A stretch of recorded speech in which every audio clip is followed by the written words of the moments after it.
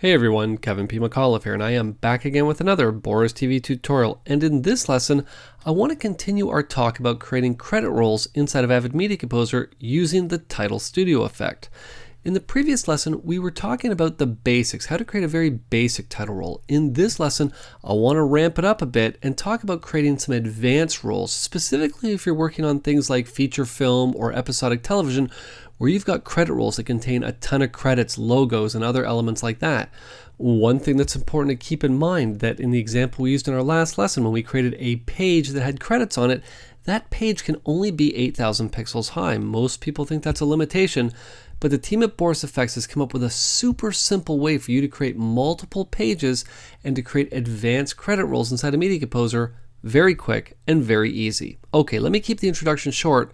Let's just get into Media Composer and let's get started. Okay, so let's Command and Tab into Avid Media Composer, obviously Alt and Tab for all my Windows friends out there, and much like in our previous lesson, I'm just going to add a range using the Add Edit commands to drop in our Title Studio effect. I'm going to come to the Effects palette, Command and 8 on the Mac, Control and 8 on Windows. Let's head to BCC 3D Objects. Let's head to Title Studio. Again, a simple drag and drop. And I think I'm just going to extend this down just a little bit farther, just to give us a little bit more playroom inside of Title Studio. There we go. I'm going to step into effects mode. Shift and Y is my shortcut. If you don't have it mapped, don't worry, no problem. You can, of course, always find the shortcut right here at the top of the timeline.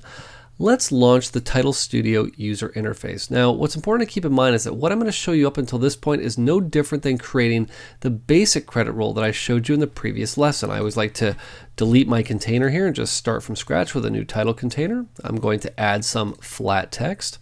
And once I have that text in here, I'm just going to delete the text that comes standard, which is the Boris Effects word mark. And I'm going to come down to Import File. Now, the file that I'm going to import is the credit roll, not the credit crawl. We're going to get to that in just a second. I'm simply going to say open. You'll remember, much like we had before, here's our text. I'm going to select it all. We're going to turn the text wrap option on, and I'm just going to reposition the text here very roughly where I'm going to want it to go. We'll put that there. We'll put this about here, and I think that's pretty good. I don't need to be too specific. You'll remember how we did this in the previous lesson.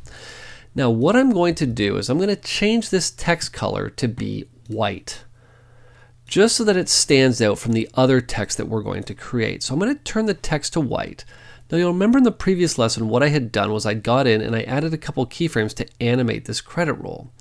Now that's all fine and good, but once we start getting into multiple pages, that's not the technique that we're going to want to use. We're actually going to want to use a built-in technique that's tucked away under the hood of Title Studio. That's one thing that I like about the way that the team at Boris Effects has laid out Title Studio. They haven't bombarded you with all these different tabs that do things. Once you start selecting different elements inside of Title Studio, these new tabs or these new options become available to you. So let me show you what I mean. If I'm ready with all of this text to do our credit roll, what I need to do is, with the transformations option selected, what I'm going to do is I'm going to head up to the Controls tab. Once I click on the Controls tab, you'll notice that it is different than when I have the text selected. With the text selected, I have options like position, rotation, scale, etc., etc. But once I click on Transformations, a new tab has appeared called, appropriately enough for what we need, Title Animation. And what I would like to do is change the animation style from none to be a roll. Watch what happens as soon as I turn it on. The text disappears. Well, the text hasn't actually disappeared. A roll has now been created for me. I haven't had to do anything.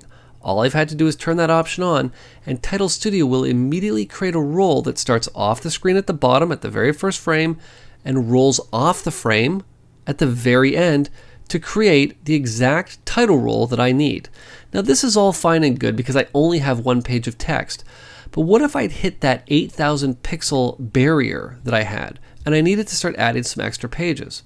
Well, let me show you how we're going to go about doing this. What I'm going to do is I'm actually going to turn the animation style off for just a second here, and I'm going to rename this text layer. I'm just going to call this page 1 just so we can keep track of everything. Okay, so we'll call this page 1, and what I'm going to do is I'm going to right click on this track and I'm going to duplicate it. Okay, I'm just going to turn off page 1 for just a second here. We're going to come down to what's going to be, we'll just rename this here, call this page 2. Okay, and I'm just going to take my text, and what we're going to do here is we're going to make the text a different color just so that it stands out a bit. Let's come to our fill color. Let's just set this to be something like, let's set it to be blue. Okay, so there we go. So we got some blue text and we have some white text. Okay, and I think what I'm going to do is I'm going to create one more layer here. Let's just duplicate, or one more page. I'm just going to duplicate this track again. Okay, since we're going for numbers here, we're just going to rename this. We're going to call this page 3. Okay, and again, we're going to do the exact same thing. We're going to come back to the text on page 3. We're going to select it all, and what I'm going to do with this one is we're just going to make this red. Okay, we're just going to sort of go opposite ends of the spectrum here. Okay. Now what's important to keep in mind is that with page 2 turned on, we can't see the red text, but there we go. Now all I'm going to do is I'm going to turn on each one of these layers. So we basically have, well, red, white, and blue. Okay. Again, what I'm going to do is I'm going to select the transformations parameter. I'm going to head back to controls. All I'm going to do is I'm going to change that animation style back to roll, and you'll notice the text turns blue. Well, technically the text hasn't turned blue. We're actually looking at the middle of the title roll. If I come back to the beginning, what I have is that first page that was the white text. What I've got next is that second page, which is the blue text. And then following that up, what I have is the final page, which is the red text. So literally, I've created this multiple page credit roll in a matter of seconds in my timeline.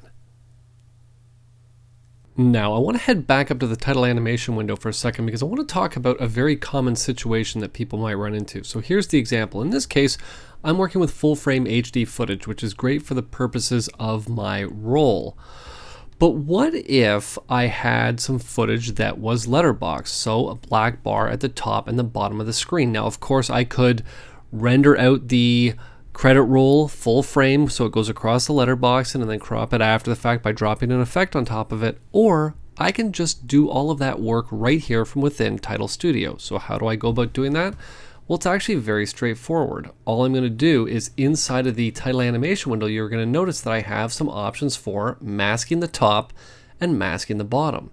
So let's just say hypothetically that my letterbox came to the inside of Safe Title here at the top and bottom.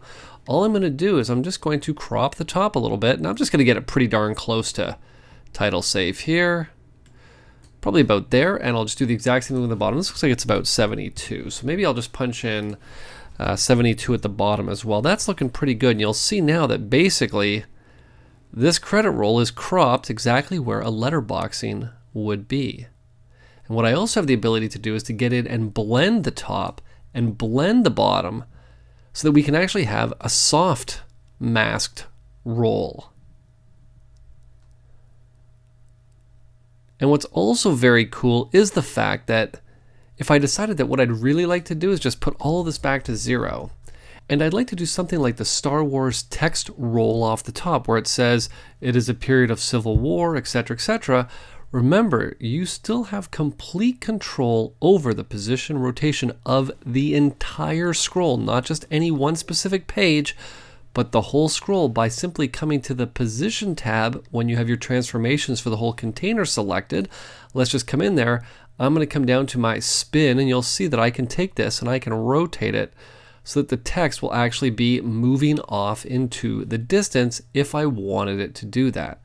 So you see that we have a lot of flexibility from within the actual container itself to create some very cool and very stylistic looks with a few clicks of the mouse. Now I know you're probably thinking, well, Kev, that was all fine and great and everything, but what if right between the page 3 or page 2 and page 3 I needed to add in a logo?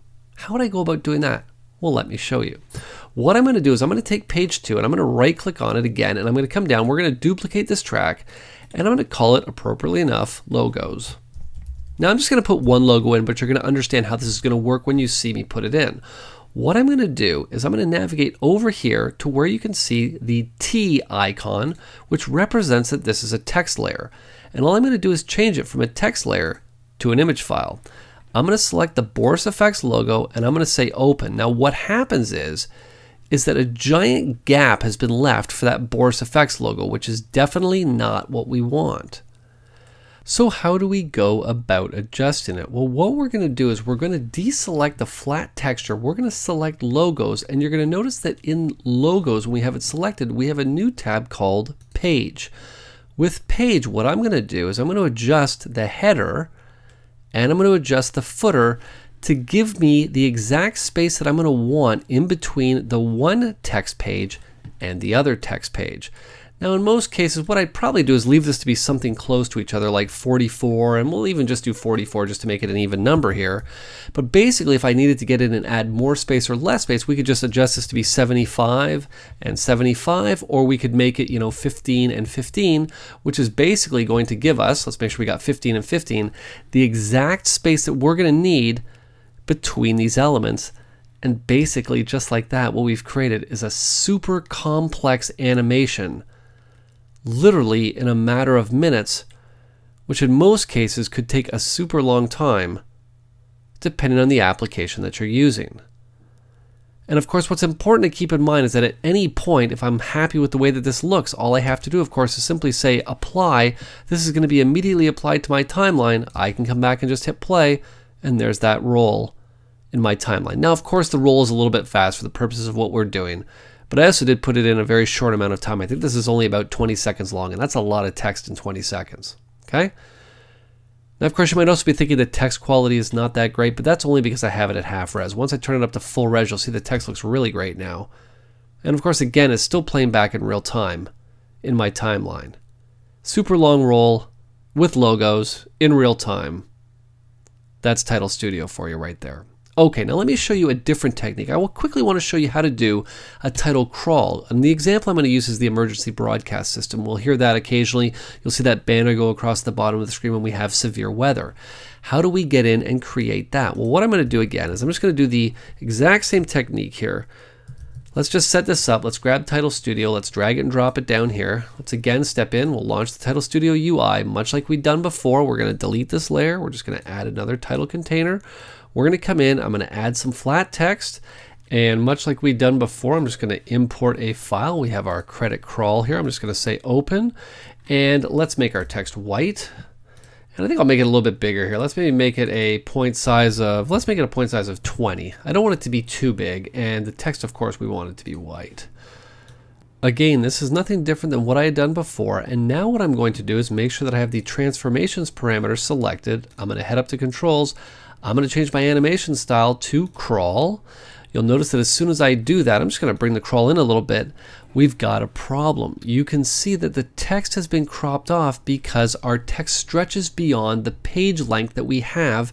So we're going to need to divide this up. Now, I'm going to come back to the text tab here. Let's just make sure we have our text selected.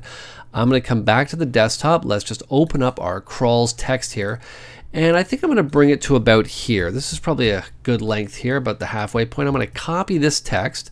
Let's head back into Title Studio. Let's paste this text into Title Studio here. There we go. And you'll see that as soon as I do that, this page now becomes quote unquote correct.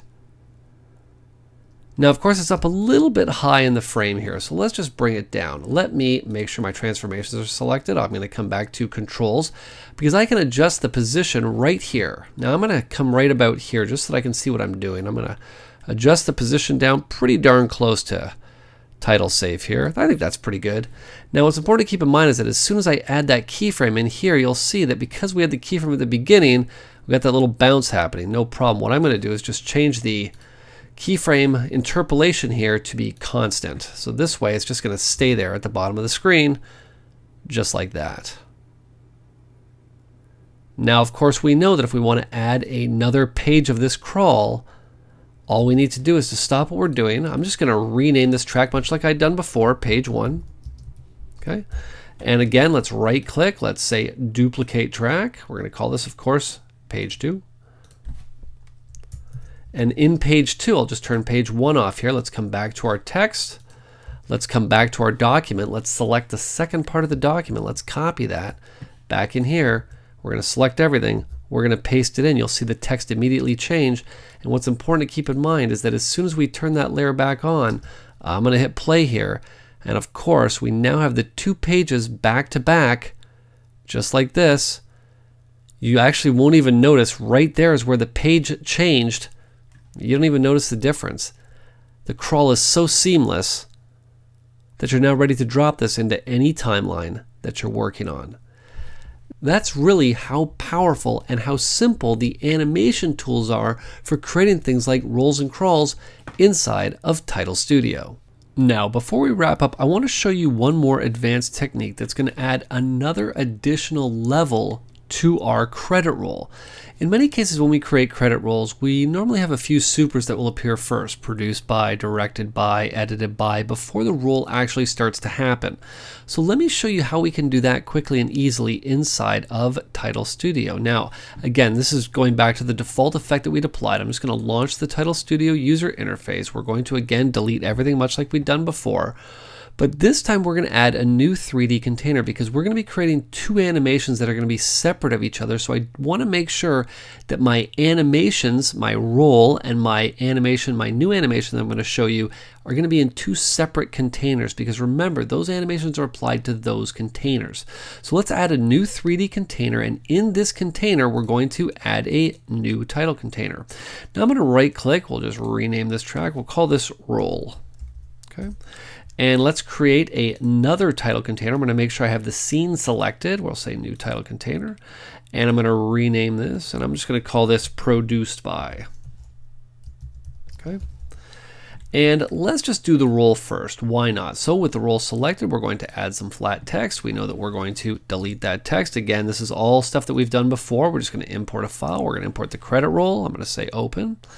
Okay, there's our text. We're just going to select it all. We're going to make sure that we choose the text wrap option or the text wrap parameter. I'm just going to adjust where my tab stop is right about here, and let's adjust this one to about there. That's not too bad. I think that's pretty good.